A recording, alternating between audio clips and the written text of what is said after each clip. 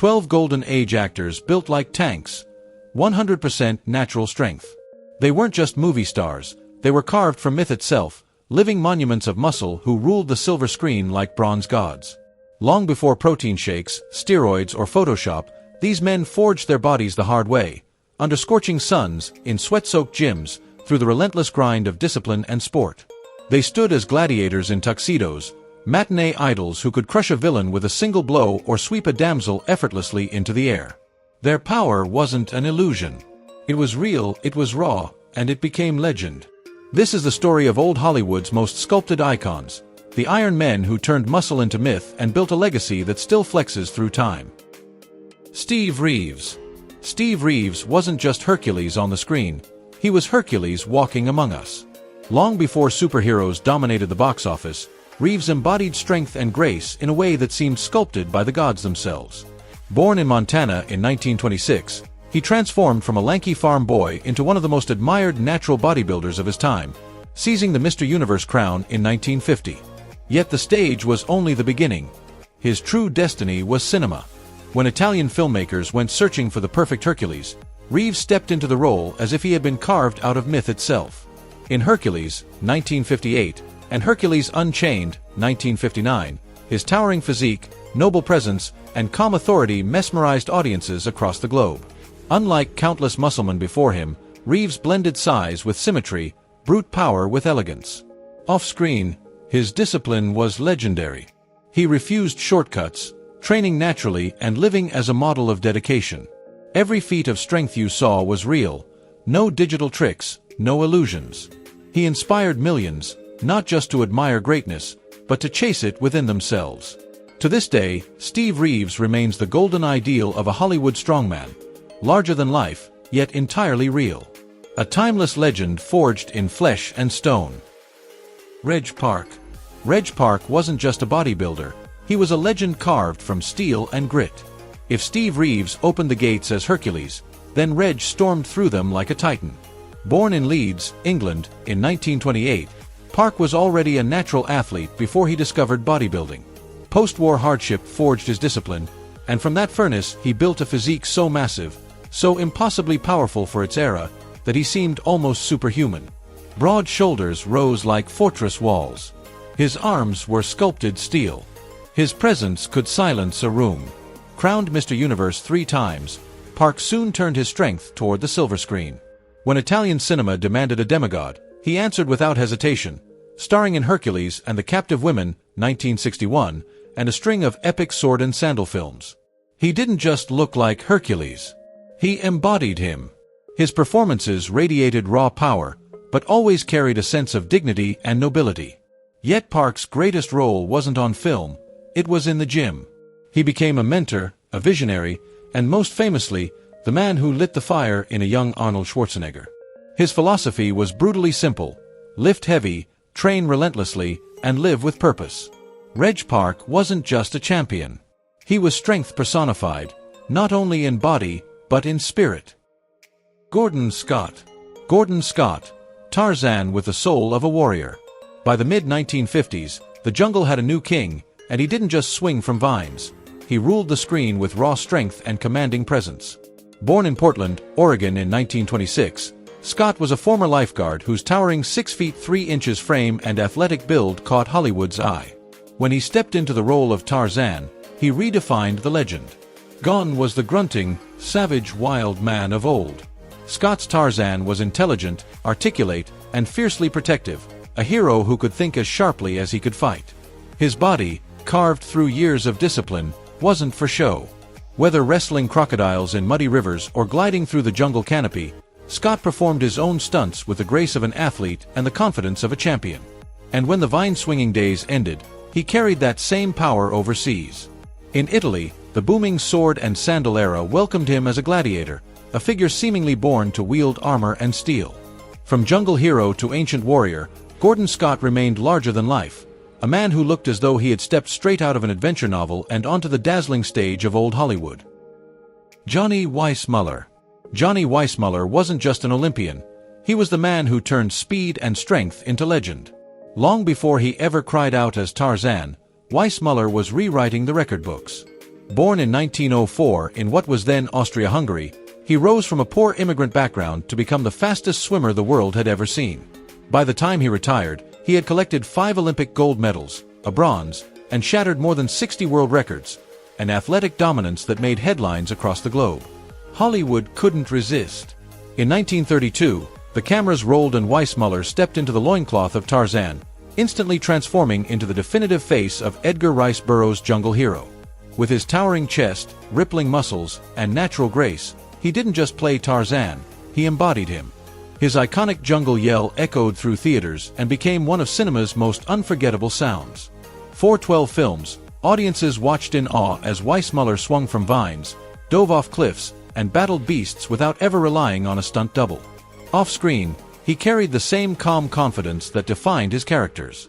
He wasn't simply an actor who happened to be athletic, he was the athlete who became myth.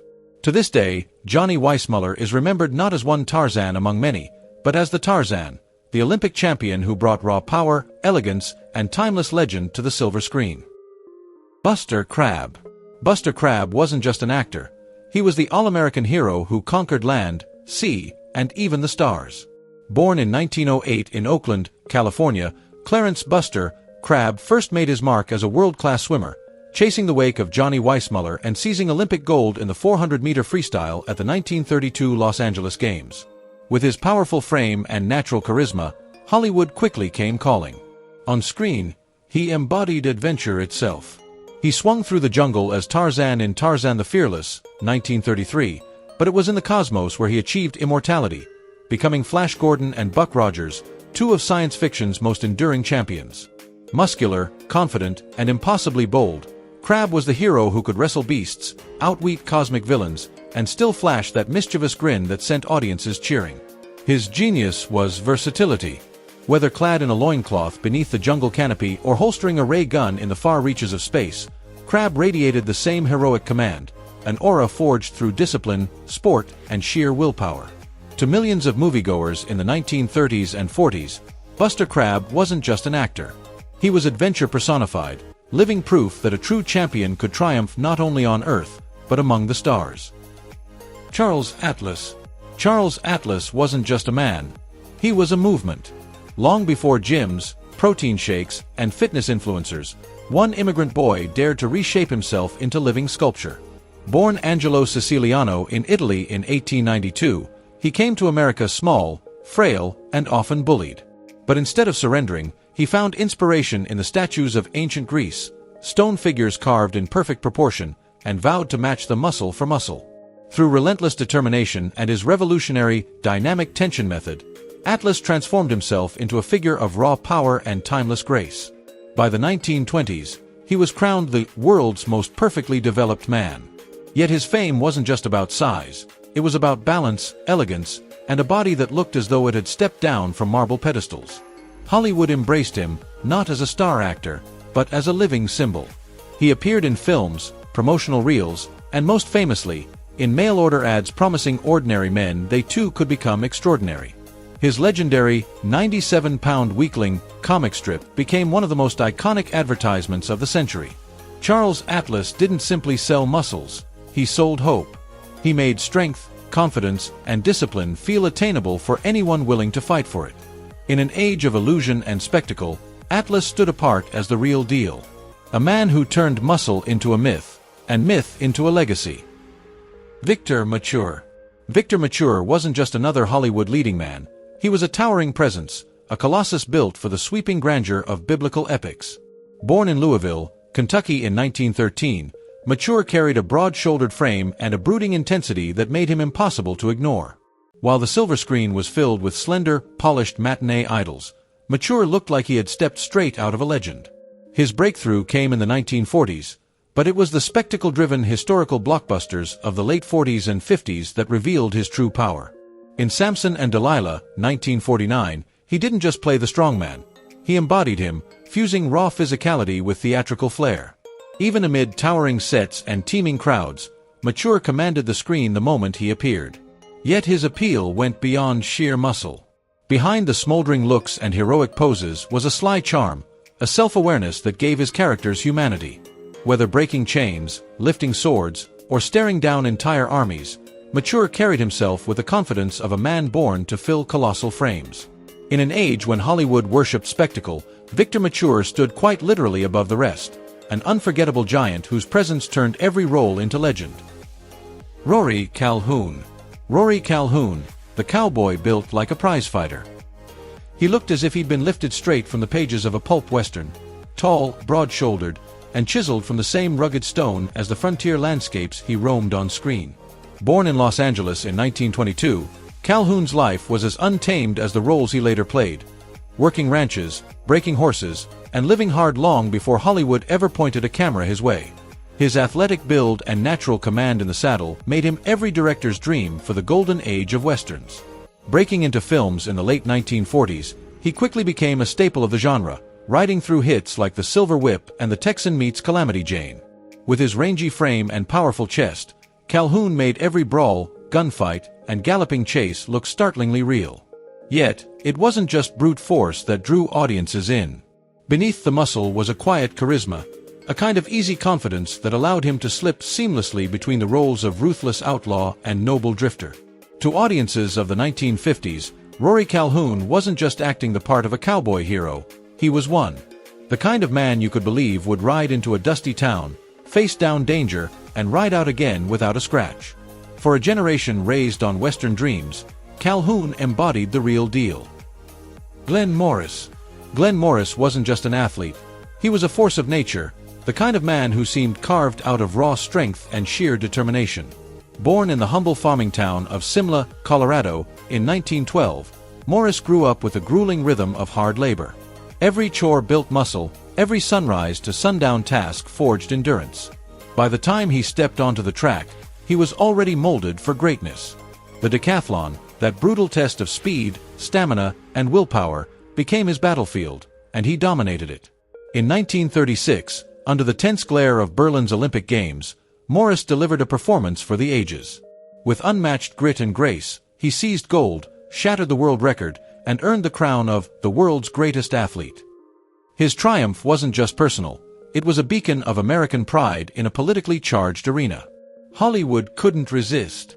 2 years later, Morris donned Tarzan's legendary loincloth for Tarzan's Revenge. On screen, when he swung from vines or dove into rivers, it wasn't movie magic, it was the raw, authentic power of an Olympic champion. Though his Hollywood career flickered only briefly, Morris left behind something more enduring than fame. He was the rare man who embodied the hero he portrayed, strong, fearless, and unshakably real. Whether in the arena or on the silver screen, Glenn Morris stood as proof that legends aren't written, they're lived. Mike Henry. Mike Henry wasn't just a football player turned actor, he was a force of nature. Born in Los Angeles in 1936, Henry grew up with an athlete's body and a warrior's spirit. By the time he hit the gridiron, standing 6 feet 2 inches and weighing more than 220 pounds, he was a freight train in motion, fast, powerful, and unrelenting. As a linebacker for the Pittsburgh Steelers and later the Los Angeles Rams, he struck fear into opponents with bone-rattling tackles and a presence that could silence a stadium. But Hollywood saw more than just a linebacker. In the mid-1960s, Henry traded his helmet for a loincloth, stepping into the legendary role of Tarzan. Across 3 films, Tarzan and the Valley of Gold, 1966, Tarzan and the Great River, 1967, and Tarzan and the Jungle Boy, 1968, he brought to life a jungle king who was every bit as real as he looked.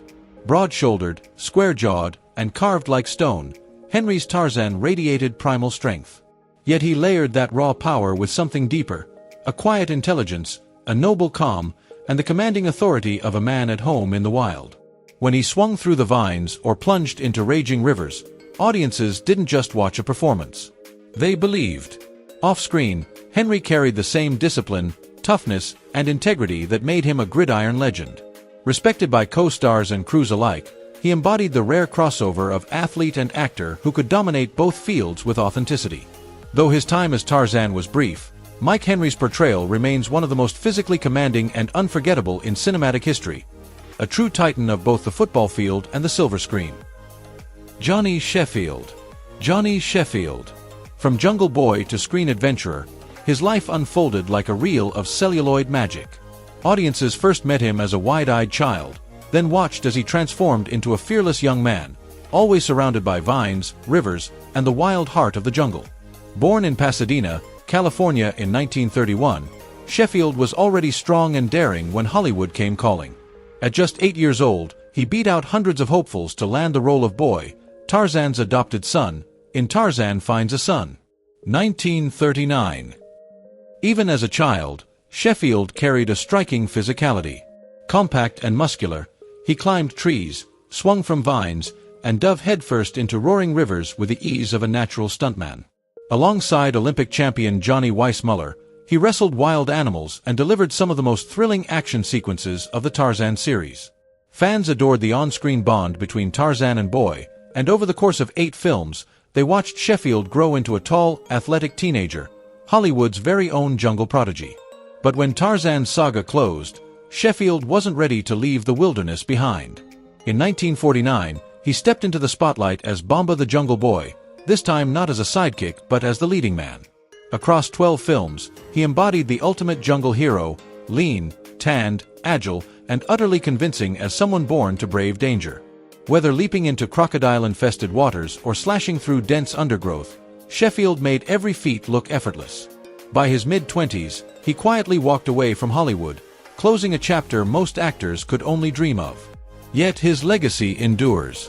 Johnny Sheffield remains a rare figure in classic film history, a performer who grew up entirely within the adventure genre, evolving from boy to man before the eyes of a generation. His strength, agility, and fearless spirit still echo in the memory of old Hollywood, long after the last vine was swung. Jack LaLanne. Jack LaLanne, the godfather of modern fitness.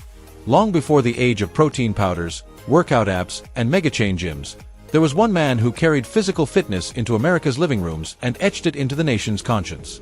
Born in San Francisco in 1914, Jack wasn't always the titan of health we remember. As a child, he was frail, sickly, and insecure, until one fateful lecture on nutrition and exercise lit a fire in him. From that moment on, he transformed himself. Not just his body, but his life's mission. By the 1930s, LaLanne had built a physique of remarkable strength and endurance. Muscles forged not for vanity, but for longevity. In 1936, he opened one of the nation's very first modern gyms in Oakland, introducing resistance machines, nutrition guidance, and training principles decades ahead of their time. His charisma and extraordinary feats soon captured the media's attention. And in 1951, the Jack LaLanne Show hit the airwaves. For over 3 decades, America tuned in daily to watch him lead calisthenics, share practical health wisdom, and prove, through jaw-dropping stunts, that age was no barrier to vitality. Handcuffed swims across treacherous bays, towing boats packed with passengers, strength and stamina challenges that would have crushed men half his age. Every spectacle was a lesson. Fitness was the secret to a full, capable, vibrant life. But Jack LaLanne wasn't just a strongman. He was a teacher, a visionary, and living proof of his own philosophy. Until his very last years, he practiced exactly what he preached: clean living, relentless exercise, and an unshakable belief that the human body could achieve greatness at any age. In Hollywood's golden age and far beyond, LaLanne stood as proof that strength wasn't just for actors, athletes, or the big screen, it was for life. And he wasn't alone. From the glow of the silver screen to America's living rooms, 12 unforgettable men showed the world that true power was timeless. They weren't merely entertainers or athletes. They were symbols of discipline, resilience, and the unbreakable human spirit. Their muscles may have been built in gyms, on ball fields, or in the wilds of adventure, but their real strength was in how they inspired others, then and now. If you've enjoyed this journey through Hollywood's mightiest legends, don't forget to hit that like button. It keeps these stories alive. Subscribe for more untold tales of classic cinema and the icons who defined it. And let us know in the comments, which old Hollywood strongman is your favorite? Or who do you think deserves a spot on our next list? Until next time, keep your head high, your spirit strong, and your love for the classics burning bright.